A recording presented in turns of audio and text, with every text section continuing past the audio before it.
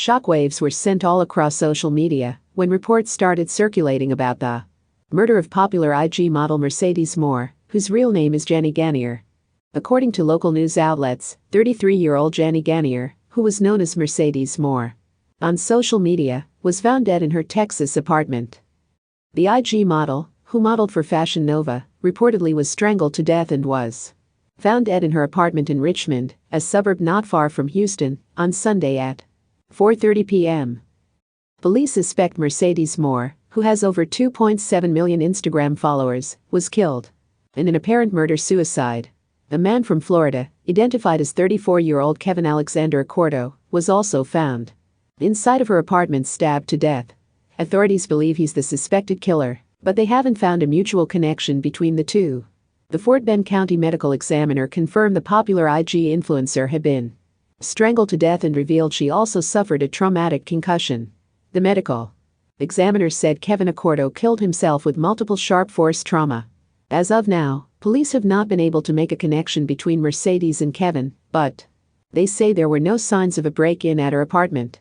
They're currently sifting through her social media accounts to find clues about what led up to the apparent murder-suicide.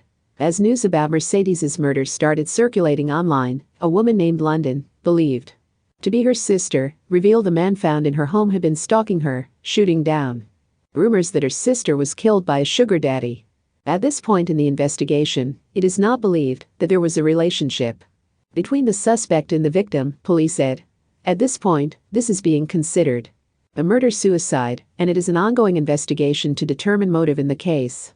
In her last IG post, Mercedes shared a picture of herself in front of what's believed to be her apartment door. She blurred out the apartment number, but still, fans believe that gave her killer a clue to where she lived. I wouldn't want any parent to go through. I could look in the room. There's writing all over the wall. I kind of just was in shock for the whole day. I knew something was wrong. That's not my daughter. She would call me all the time, talk about, Daddy, I'm checking on you. And I'd be like, no, I'm checking on you. You know, that was our little joke. And I knew something was wrong as soon as I got there. Yeah, that was our baby. And as many people in Houston knew her and loved her, she was as sweet with them as she is with us. She took care of people. She's just a sweetheart.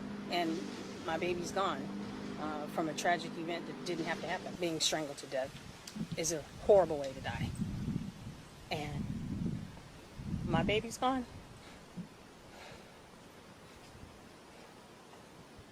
And it was horrible to even think about it. You know, I learned this morning that you were the one who found her. My daughter was on the ground. It looked to me like she fell down the stairs.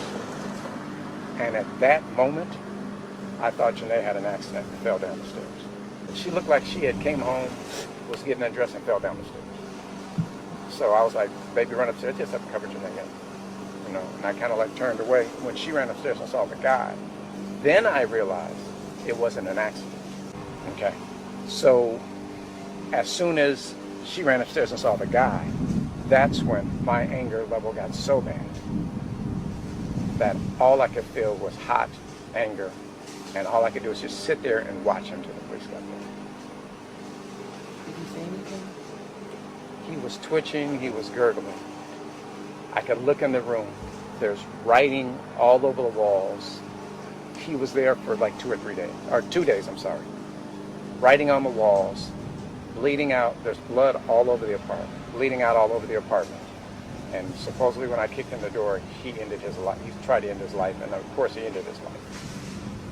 But for me to see that, I kind of just was in shock for the whole day. I just stood there for the whole day, waiting for everything to be done. I didn't really get affected till the next day. When it kind of like, well, that night, the detective told me she was strangled. I went home that night and just couldn't sleep. This can't happen to any parent. I mean, there's all sorts of things going out around in the world, and you always think that you never want to see your kid die. And I want to die before all my kids. And I didn't want my mom to know that her granddaughter died, because that was my mom's baby. But to have your daughter murdered is a whole nother story. Especially since she was so famous in her world and so loved in our world that for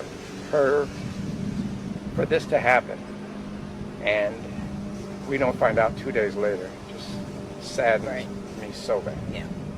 Because I thought I watched my daughter well. I thought that, I was there for her all the time. I don't know if a day earlier or if anything would have helped, but